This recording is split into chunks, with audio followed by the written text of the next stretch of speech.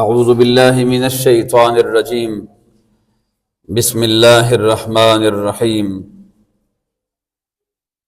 قال اللہ تبارک و تعالی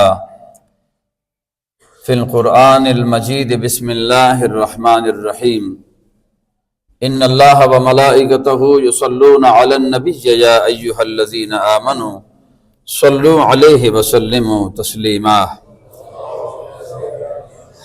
اللہم صل علی سیدنا محمد وعلی آل سیدنا ومولانا محمد مبارک وسلم الصلاة والسلام علیک سیدی یا رسول اللہ الصلاة والسلام علیک سیدی یا حبیب اللہ وعلی آلک واصحابک سیدی یا شفیع المذنبین۔ برادران دین و ملت، رب ذوالجلال کا لاکھ لاکھ شکر و احسان ہے جس کی توفیق سے زندگی میں ایک بار پھر رمضان المبارک کے وہ پرکیف لمحے اللہ کریم نے مجھے اور آپ کو عطا فرمائے ہیں۔ رب ذوالجلال اس مہینے کی فیوز و برکات، برکتیں، سعادتیں، رحمتیں جو اللہ کریم نے اس مہینے کے لیے رکھی ہے، وہ تمام سعادتیں اور برکتیں اللہ کریم مجھے اور آپ کو نصیب فرمائے۔ حضرات ذی وقار، یہ خوبصورت لمحے، اس میں ہر لمحہ قیمتی ہے، ہر لمحے سے اگر فائدہ لیا جائے تو رب ذوالجلال نے وہ خوبصورت جملوں سے اپنے نبی کو نوازا کہ اے میرے محبوب، اگر اس مہینے میں کوئی نفل پڑھے تو میں فرض کا ثواب دوں گا، انہیں فرض پڑھیں گے تو 70 فرضوں کا ثواب دوں گا۔ یعنی اتنی سعادتیں، برکتیں، مگر ساتھ ساتھ میں آپ کی خدمت میں جس موضوع کی جانب آنا چاہتا ہوں، میرے محترم، فقط روزہ رکھنا کافی نہیں کہ فقط بھوک اور پیاس سے بچ کر پورا دن گزار کے پورے دن میں بلکہ پورے مہینے میں صرف ہم کھانا پینا نہیں کھاتے، باقی ہمارے تمام جو معاملات ہے زندگی کے نشیب و فراز، وہ اسی طریقے سے چلتے ہیں۔ ہماری زندگی میں جھوٹ ختم نہیں ہوتا، ہمارے آنکھوں میں حیا نہیں آتا، ہمارے زبان سے گالی گلوچ ختم نہیں ہوتی۔ جس طریقے سے رمضان شریف سے پہلے بے لگام تھے، ابھی بھی اسی طرح بے لگام ہے۔ رمضان شریف کی بھوک اور پیاس نہ تو ہمیں صبر سکھا سکا، نہ ہمیں حوصلہ دے سکا، تو معذرت کے ساتھ یہ کیا وجہ ہے؟ برکتیں تو اس کی یہ ہے کہ آقا کریم صلی اللہ تعالی علیہ وسلم کا فرمان مبارک ہے کہ ایک دن پہلے آقا کریم صلی اللہ تعالی علیہ وسلم اپنے صحابہ کو فرماتے ہیں کہ وہ برکتوں اور رحمتوں کا مہینہ قریب سے قریب تر ہے کہ جس میں اللہ رب العالمین آسمانوں کے رحمتوں کے سارے دروازے کھول دیتا ہے۔ یہ تمام چیزیں اپنی جگہ مسلمات ہیں، اس میں کوئی شک نہیں، مگر میں آپ کی خدمت میں جو عرض کرنا چاہتا ہوں، مساجد بھرے ہوئے ہیں۔ اس وقت آپ جس مسجد میں جائیں گے، ہر مسجد میں مخلوق خدا موجود ہے، فل کی فل ہے، ساری مساجد جو ہیں وہ مخلوق خدا سے بھری ہے۔ پھر اسی طریقے سے آپ نمازوں میں دیکھ لیں، نمازوں میں بھی تمام مساجد الحمدللہ رب العالمین، اللہ کا کرم ہے، مخلوق خدا اللہ کی دہلیز پہ آتی ہے، اللہ کریم موقع دیتا ہے، وہ نہیں آتے، اللہ موقع دیتا ہے۔ ہم کون ہوتے ہیں آنے والے؟ ہماری کیا حیثیت ہے؟ ہم کس طرح آ سکتے ہیں اس کے حکم کے بغیر؟ وہ ہمیں موقع دے کے خود بلا رہا ہے، مگر بلا رہا ہے، بار بار بلا رہا ہے۔ مگر میرے محترم، مقصد جو کہنے کا یہ ہے کہ بلا تو رہا اللہ کی ذات، اور ہم یہ نبی یہ پردہ ذرا اس کو بند کر دے، اس کو بند کر دے، بند کر لے بالکل، جی جی حضرات ذی وقار توجہ کریں، اس میں کوئی شک نہیں، اللہ تو ہمیں بلا رہا ہے، مگر معذرت کے ساتھ ایک حقیقت ہے جو ہمیں تسلیم کرنا چاہیے۔ ہمارے جو دل ہیں وہ اتنے کالے ہو گئے، جس طرح کہ رسول کریم فرماتے تھے جب ایک گناہ کرتا ہے بندہ تو دل پر ایک کالا داغ لگ جاتا ہے، اور پھر اگر بندہ اس سے توبہ نہ کرے تو پھر وہ داغ دوسرے گناہ کے ساتھ دوسرا داغ لگ جاتا ہے، پھر تیسرے گناہ کے ساتھ تیسرا داغ لگ جاتا ہے، یہاں تک کہ پھر وہ اس کا دل کالا ہو جاتا ہے۔ اور پھر اس طریقے سے رب ذوالجلال نے انہی لوگوں کے لیے فرمایا کہ بل ہم اضل، یہ وہ لوگ ہیں کہ جو جانوروں سے بھی بدتر ہیں۔ انسان تو دور کی بات ہے، اللہ کریم نے جانور سے بھی اللہ نے فرمایا کہ بل ہم اضل، یہ جانور سے بھی بدتر ہے۔ یہ کون لوگ ہیں کہ وَلَقَدْ زَرَعْنَا لِجَهَنَّمَ كَثِيرًا مِنَ الْجِنِّ وَالْإِنسِ، یہ وہ لوگ ہیں جو آنکھ رکھتے ہیں دیکھتے نہیں، دل رکھتے ہیں سوچتے نہیں، دماغ رکھتے ہیں سوچتے نہیں، یہ اس طرح کے مانتے بھی ہیں کہ مرنا ہے، مانتے ہیں کہ رمضان شریف کا مبارک مہینہ ہے، مگر رمضان شریف کا مبارک مہینہ اگر ہے تسلیم کرتے ہیں، مگر پھر مجھے بتائیں کہ میں نے 30 سال سے روزے رکھے، کوئی 40 سال کا یہاں پر مسلمان تشریف فرما ہے جو 40 سال سے روزے رکھ رہا ہے، کوئی 30 سال سے روزے رکھ رہا ہے، معذرت کے ساتھ مجھے کھلے دل کے ساتھ کوئی بتا دے کہ 40 سالوں میں رمضان شریف کی آمد نے میرے اندر کیا تبدیلی لائی ہے؟ میرے زندگی میں جھوٹ اور فراڈ اسی طرح ہے، میرے زندگی میں ججل و فریب بھی اسی طرح ہے، میں بے حیا بھی اسی طرح ہوں، میں حرام اور حلال میں تمیز بھی نہیں کرتا، اور خدا کو ہر نماز میں نعرے لگاتا ہوں سیدھا راستہ چلا، کرم کر دے، مہربانی کر دے۔ اور دعاؤں میں جو ہماری دعائیں ہوتی ہیں نا، وہ بھی کہتے ہیں رب تعالیٰ کریم، وہ جو چند لمحے پہلے 100 روپے کی چیز 200 روپے دیکھ کر بیچ کر آیا نا، وہ بھی مسجد میں اللہ کے حضور کہتے ہیں اللہ مجھے بھی سیدھا راستہ دکھا دے۔ ابھی وہ 100 روپے کی چیز 200 پر دے کر آیا ہے، ابھی چند لمحے وہ ملاوٹ کر چکا ہے، ابھی چند لمحے وہ مسلمان بھائی کو دھوکہ دے چکا ہے، ابھی وہ آنکھوں سے گناہ کر چکا ہے، زبان سے گناہ کر چکا ہے، ہاتھوں سے گناہ کر چکا ہے، اخلاقیات سے گرا ہوا ہے، اور پھر وہ بھی آگے مسجد میں کہتے ہیں جی خدایا سیدھا راستہ دکھا دیں۔ ہمارے 2 چہرے ہیں، ایک چہرہ ہم نے مخلوق کے لیے رکھا ہے اور ایک اللہ تعالیٰ کے لیے رکھا ہے۔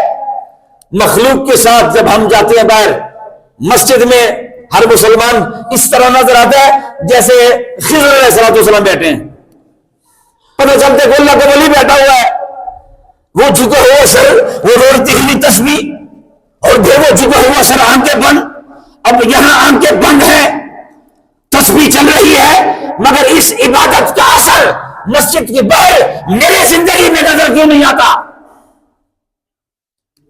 یہاں سجدوں کا جو اثر ہے زندگی میں نے پوری زندگی گزاری ہے زندہ آباد اور مردہ آباد کی چکر میں، مجھے تو ابھی پتہ بھی نہیں چلا کہ میرے آنے کا مقصد کیا ہے۔ لمحات میں نے 40 سال گزار دیے، اور 40 سال میں اپنی زندگی کو چینج نہ کر سکا، جہاں کھڑا تھا آج بھی اسی طرح کھڑا ہوں، انتظار میں ہوں، والد چلا گیا، بھائی چلا گیا، دوست چلا گیا، پھوپھی خالہ چلے گئے، قبرستان بھرتے بھرتے جا رہے ہیں، میں موجود ہوں اور میں مانتا بھی ہوں کہ میں نے بھی جانا ہے۔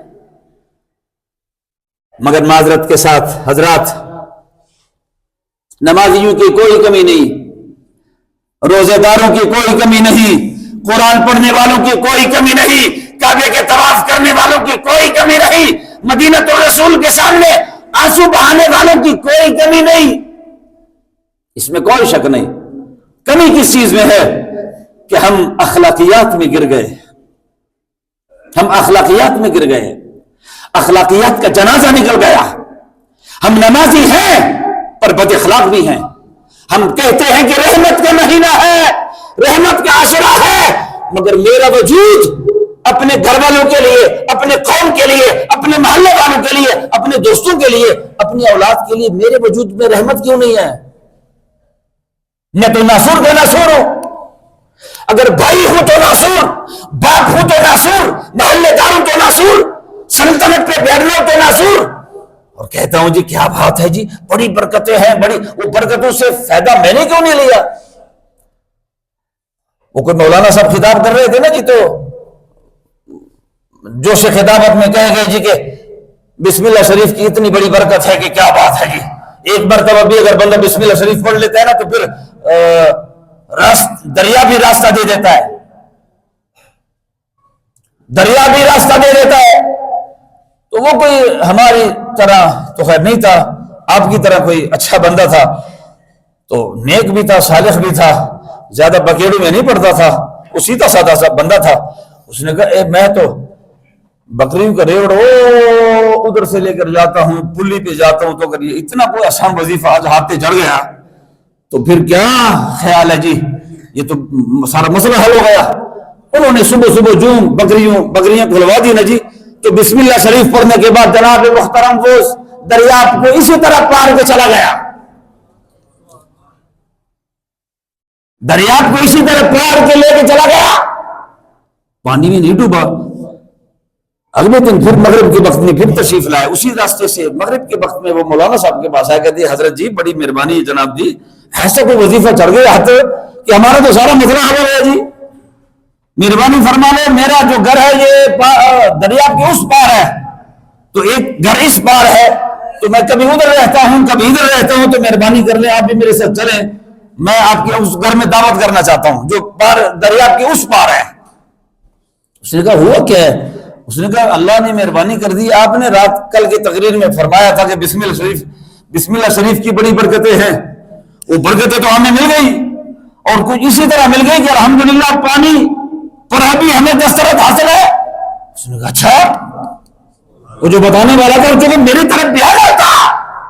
ہم اور آپ کہتے جو کچھ کہتے ہیں مخلوق کے لیے، لوگوں کو کہتے جھوٹ نہ بولو، خود جھوٹ بولتے ہیں.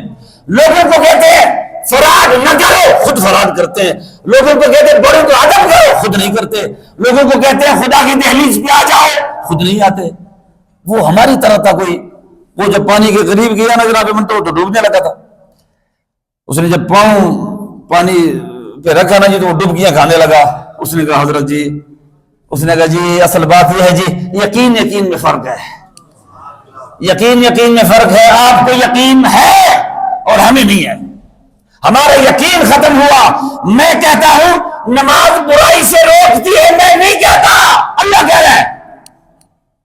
اللہ کہہ رہا ہے کہ نماز میں طاقت ہے، نماز میں قوت ہے، نماز میں یہ صلاحیت ہے کہ نماز بندے کے اندر وہ لگام ڈال دیتا ہے کہ آپ بے حیائی سے بھی رک جاتے ہیں، آپ ظلم سے بھی رک جاتے ہیں، آپ بے پردگی سے بھی رک جاتے ہیں. نماز میں یہ طاقت ہے. مگر وہ نماز کو بے طاقت، نماز کو بے ساغی پہ کیا کس نے؟ میری نماز میں وہ طاقت کیوں نہیں ہے جو مجھے برائی سے روک سکے؟ نماز میں طاقت ہے، میرے قول فعل میں تضاد ہے، میرے قول فعل میں تضاد ہے، میرے رات اور دن میں تضاد ہے. میں کہتا ہوں اہدنا الصراط المستقیم، مانتا ہوں خدا عزت دے رہا ہے، رزق بھی خدا دیتا ہے، عزت بھی خدا دیتا ہے، شان بھی خدا دیتا ہے، مقام بھی خدا دیتا ہے، نعرے لگا دوں، مگر اس پر یقین کامل نہیں. میرے محترم، ہم اور آپ اخلاقیات میں گر گئے، اور اتنے گر گئے. مسلمان کافر جو ہے، میں گزارش کر رہا تھا، کافر ہمارے نمازوں سے نہیں ڈرتا. آج آپ یورپ کا مثال دیتے ہیں، وہاں پر لوگ ملاوٹ نہیں کرتے. وہاں پر جب اس طرح کے مسلمانوں کے تہوار آتے ہیں تو وہاں پر تو چیزیں سستی ہوتی ہیں. آپ سوشل میڈیا سے باخبر لوگ ہیں، وہاں پر جب اس طرح کے تہوار آتے ہیں تو وہاں پر کیا سیل نہیں لگتے، وہاں پر وہ جو مہنگی چیزیں ہیں وہ سستی نہیں دی جاتی. مگر مسلمان، کیا میں آج کے کافر کے سامنے اپنا کون سا کردار پیش کر سکتا ہوں؟ مجھے بتائیں ذرا. مسلمان ہو سکتا ہے کتاب کو دیکھ کے کافر کتاب کو پڑھے گا، کافر کتاب قرآن کریم کو پڑھے گا، وہ مسلمان ہو جائے گا، مگر وہ جب مجھے دیکھے گا تو جو پہلے کا پڑھا ہوا ہے، جو ابھی مسلمان بن کر آئے گا، وہ تو ہو سکتا ہے قرآن کو پڑھے گا، حدیث کو پڑھے گا، وہ راہ راست پہ آ جائے گا، مگر جب وہ میرے کردار کو دیکھے گا، میرے کردار سے وہ کس طرح متاثر ہوگا، میں نے تو کفر و شرک کے فتوے لگائے، میں تو اس کو سمجھ نہ سکا، اللہ کریم کے احکامات کو میں سمجھ نہ سکا۔ میں سمجھتا ہوں کہ شاید کافر اس چیز سے ڈرے گا، شاید میں نماز پڑھتا ہوں، کافر ہمارے اور آپ کے نمازوں سے نہیں ڈرتا، تیرے اور میرے قول فعل میں تضاد ہے، ہم جو کہتے ہیں اس پہ عمل نہیں کرتے۔ رسول کریم صلی اللہ تعالی علیہ وسلم کا صحابی حضرت سیدنا فاروق اعظم کی خدمت میں عرض کیا گیا کہ یا رسول اللہ، اے امیر المؤمنین، ذرا فرمائیے آپ نے رسول کریم سے کیا سنا ہے، ایمان کب کامل ہوتا ہے؟ کیا روزے سے، حج سے، زکات سے، تلاوت سے، تسبیحات سے، تسبیح اوڑھنے سے ایمان کامل ہوتا ہے؟ تو حضرت جناب سیدنا فاروق اعظم فرماتے ہیں کہ کسی بھی شخص کو جب رات کی تاریکی میں تہجد کی نماز میں اللہ کے حضور گڑ گڑاتے ہوئے دیکھو نا، تو اس کی گواہی نہ تو کہ یہ ایماندار ہے، ایمانداری کا پتہ اس وقت چلے گا کہ جب دن چڑھے، دن کی روشنی میں وہ زندگی کس طرح گزار رہا ہے، زندگی وہ دن کی روشنی میں کس طرح گزارتا ہے۔ ہم صرف مسجد میں مسلمان ہیں، مگر جب میرے بیٹے کی شادی ہو تو وہاں پر تو میرے گھر میں کنجریاں ناچتی ہیں، وہاں پر میں مسلمان کہاں ہوتا ہوں، وہاں پر میری مسلمانی کہاں ہوتی ہے؟ قبول کیا ہے، قبول کیا ہے، اگر بھی قبول کر لیا، وہاں پر 2-4 منٹ کا ادھر انڈیا کا گانا لگتا ہے اور ادھر حجاب و قبول ہوتا ہے۔ جو انڈیا کے گانے میں جو نکاح کا خطبہ ہو رہا ہو، جس مسلمان میں یہ جرأت بھی نہیں کہ ادھر قرآن کی تلاوت جاری ہے اور ادھر انڈیا کا گانا جاری ہے، وہ تو انڈیا کا گانا بند نہیں کرا سکتا، وہ اور کیا کرے گا؟ مجھے بتاؤ ذرا، مجھے ذرا بتائیں نا، ہم کس قسم کے مسلمان رہ گئے؟ ایک طرف پہ مولانا صاحب قرآن پڑھ رہا ہے اور ایک طرف پہ انڈیا کا گانا عورتوں نے چلا ہے۔ وہ عورتیں کس کی ہے؟ وہ کوئی غیبی مخلوق ہے؟ وہ کوئی جنگلی لوگ ہے؟ کوئی جنگل کا قانون ہے؟ آج بھی اگر آپ کس کو غیر کہتے ہیں، ان کا نکاح تو چرچ میں ہوتا ہے۔ آج بھی اگر آپ ان کی اسٹڈی کریں، ان کے جو گرجے ہیں، چرچ ہے، وہاں پر جناب محترم ان کا نکاح ہوتا ہے، تو میرا اور آپ کا نکاح کہاں ہوتا ہے؟ گانے کے دھن میں۔ ہم نے مسجدوں کو چھوڑ دیا، ہم نے مسجدوں کو صرف سجدوں کے لیے رکھا ہے، باقی تمام تعلیمات جو مرضی وہ کریں، اور پھر وہ ہمارے مسٹنڈے، ہمارے گھروں میں مسٹنڈے ہوتے ہیں، ہماری جو جوان بچیاں ہوتی ہے نا، یہ تماشے ہم روزانہ دیکھتے ہیں، وہ جوان بچیاں کھڑی ہوتی ہے، اور کھڑی جب ہوتی ہے جناب محترم، ان کے ہاتھوں میں تالیاں ہوتی ہے، پھول پڑے ہوتے ہیں، جی وہ دور آ رہا ہے،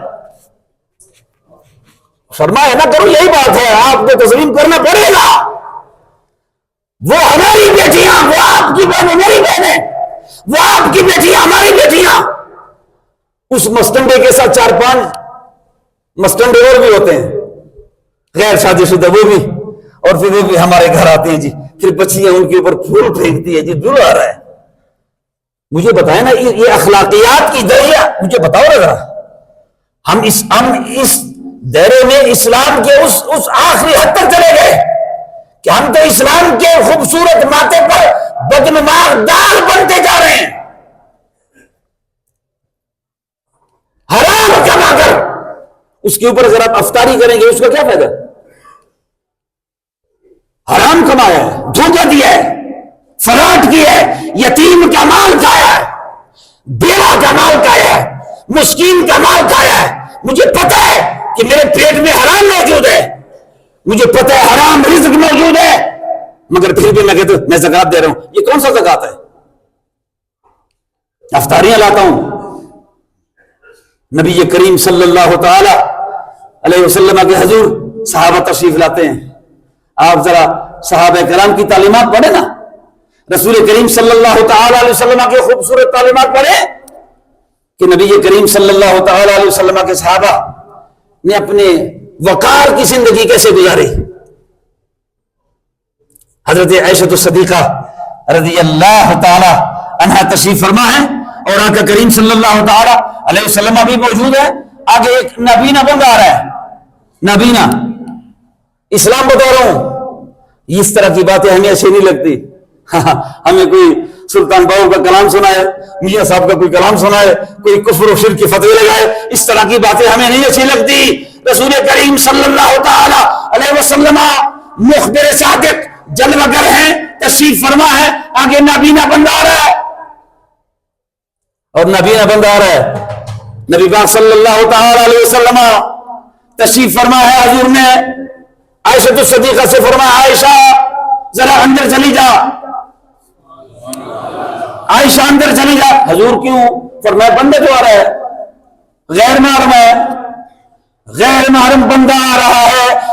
رسول کریم صلی اللہ تعالی علیہ وسلم کے کندھے پر عائشہ الصدیقہ نے ہاتھ رکھ کے فرمایا, عرض کرتی ہے اے میرے خامن, آپ میرے خامن بھی ہیں, میرے رسول بھی ہیں, میرے نبی بھی ہے, وہ بندہ تو انا ہے, وہ بندہ تو نابینا ہے. تو کیا نابینے بندے سے بھی پردہ کیا جا سکتا ہے؟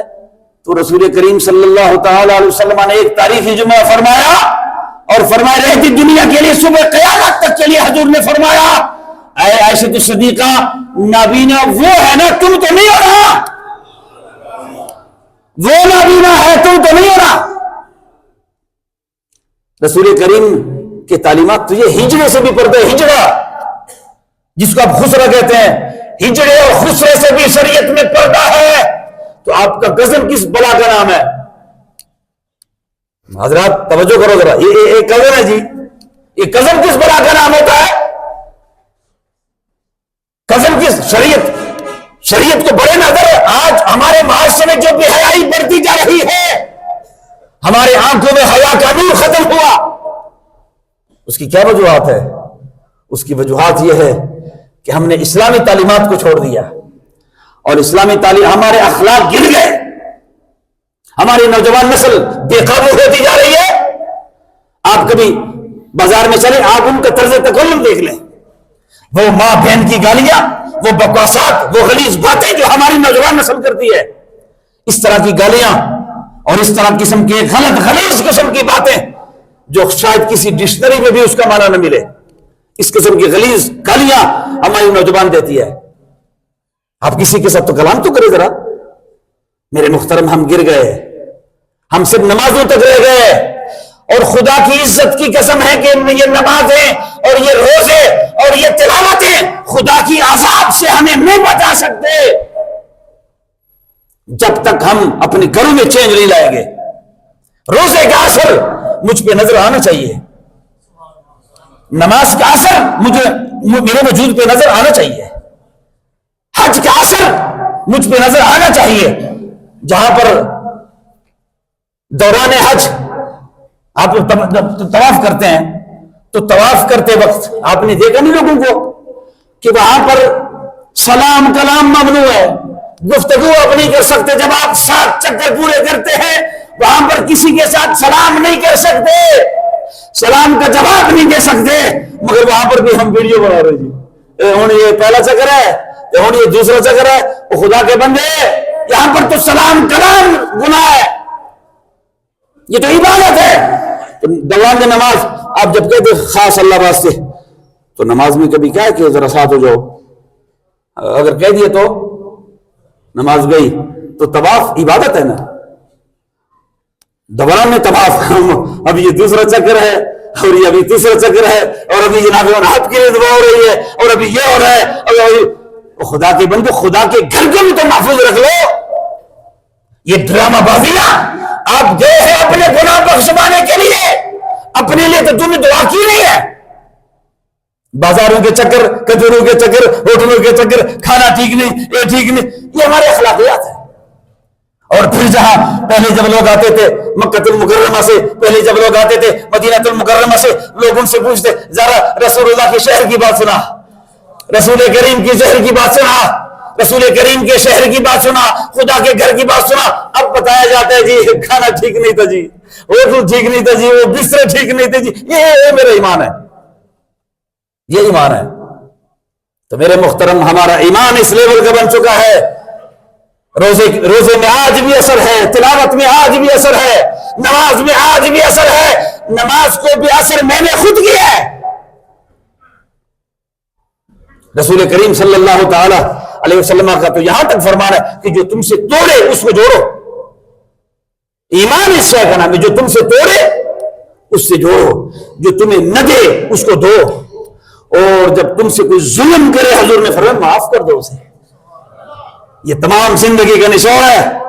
نبی کریم صلی اللہ تعالی علیہ وسلم کی خدمت میں حضرت اکرمہ کی بیوی آئی، اکرمہ کی بیوی آئی، اکرمہ کی ابو جہل کا بیٹا ہے، ام جمیل آپ کی اہلیہ آتی ہے اور عرض کرتی ہے یا رسول اللہ صلی اللہ تعالی علیہ وسلم، میرے خامد نے اکرمہ نے ایک آپ کے صحابی کو کا بازو کاٹا تھا، معوذ کا بازو کاٹا تھا اور بڑے ظلم کیے میرے خامد نے، توبہ کرنا چاہتا ہے، آپ معاف کر دیں گے اسے؟ آپ معاف کر دیں گے اسے؟ ابو جہل کا بیٹا ہے، دشمن کا بیٹا ہے۔ تو رسول کریم صلی اللہ تعالی علیہ وسلم نے فرمایا ہاں معاف کر دیں گے، ہاں معاف کر دیں گے، ایمان اس شے کا نام ہے، معاف کر دیں گے۔ وہ پھر چلی گئی، واپس آئی، وہ عرض کرتے حضور وہ آپ کی بات تو ٹھیک ہے، وہ ڈر رہا ہے، وہ کہتے کوئی نشانی دو جی، میں کس طرح مانوں گا کہ میں نے اتنا ظلم کیا ہے، میں نے اتنی زیادتی کی ہے اور مجھے رسول کریم معاف کریں گے؟ تو رسول کریم نے ام جمیل کو فرمایا کیا تمہیں وہ وقت یاد نہیں کہ جب ہم نے مکہ کی سرزمین پہ قدم رکھا، مکہ کی سرزمین پہ قدم رکھا تو ہر کافر ترترا رہا تھا، ہر کافر ڈر رہا تھا۔ تو کیا خیال ہے، سارے کہہ رہے تھے کہ آج تو خانہ کعبہ میں خون ندیوں کی طرح بہے گا، تو کیا وہ وقت یاد نہیں جہاں پر میں نے ہاتھ بلند کیا تھا اور میں نے فرمایا تھا اے کفار، اے قریش مکہ، میں تمہیں بتانا چاہتا ہوں لا تثریب علیکم اليوم، نہ ڈرو، آج اسلام تمہیں معاف بھی کر رہا ہے اور کھلے دل کے ساتھ سینے سے بھی لگا رہا ہے۔ کیا وہ اعلان تمہیں یاد نہیں؟ میں نے معاف کر دیا تھا سب کو، ان کو کہو میں نے معاف کر دیا ہے، پھر بھی وہ نہ مانے۔ پھر حضور نے فرمایا ایک اور کام کرو، چلو نشانی دیتا ہوں، اپنے سر سے پگڑی اٹھائی، اپنے سر سے پگڑی اتاری اور ام جمیل کے ہاتھ پہ رکھی، فرمائیے پگڑی نشانی کے طور پہ لے جا کہ تمہارے آنے میں دیر ہو سکتی ہے، معاف کرنے میں نہ میں دیر کروں گا نہ اللہ کرے گا، یہ میری پگڑی لے جا۔ اللہ حضرات جی وقار، یہ وقار ہے، یہ اسلام کا وقار ہے۔ اسلام بیساکھیوں پہ نہیں چلتا، اسلام اپنے اندر ایک طاقت رکھتا ہے۔ نماز ایک قوت کا نام ہے، روزہ ایک قوت کا نام ہے، حج ایک قوت کا نام ہے، سجدہ ایک قوت کا نام ہے۔ وہ کہتے ہیں نا خدا کے حضور جب جاتے ہو تو اللہ کے فرشتے کیا کرتے ہیں وہاں؟ انسان کی زندگی کے تمام بد اعمال انسان کے سر پہ رکھ دیتے ہیں، سر پہ رکھ دیتے ہیں، اور اللہ فرماتا ہے جب پہلا سجدہ کرے نا تو دوسرے سجدے سے پہلے یہ گٹلی سر سے اتار دو۔ دوسرا سجدہ، حالانکہ پہلے سجدے سے نماز ہو جاتی ہے مگر دوسرا سجدہ شکرانے کے طور پہ ہے کہ رب ذوالجلال کی غیرت یہ گوارا نہیں کرتی کہ بندہ میری بارگاہ میں آئے، سجدہ کرے اور پھر یہاں سے گنہگار جائے، مگر بندے کے پاس تو پہلے نہیں ہوتا۔ بندہ تو کہتے جی بس صرف فرض ہی پڑھو، بندہ تو کہتا ہے جی کوئی ضرورت نہیں، بس فرض پڑھ کے چلے جاؤ۔ جب خدا کے حضور مانگنے کا وقت آتا ہے، آپ کبھی سیڑھی پہ تماشا دیکھو نا جی، سیڑھی پہ کبھی تماشا دیکھنا نا، ادھر سلام پھیرا، آواز خداوندی آتی ہے، وہ جانور سنتے ہیں، گونگے سنتے ہیں، وہ آواز خداوندی آتی ہے اے نماز پڑھنے والے جو مانگے گا تمہیں عطا کر دوں گا، مگر وہ بھاگا بھاگا جا رہا ہے، اس کے پاس تو ٹائم ہی نہیں ہے۔ تو اللہ رب العالمین ہم سب کو اسلام کی سمجھ نصیب فرمائے، اسلام کا فہم نصیب فرمائے۔ انشاءاللہ یہ مضمون آگے چلے گا۔ اللہ رب العالمین میری اور آپ کی اصلاح فرمائے۔ اللہ کریم ہم سب کو ہدایت نصیب فرمائے.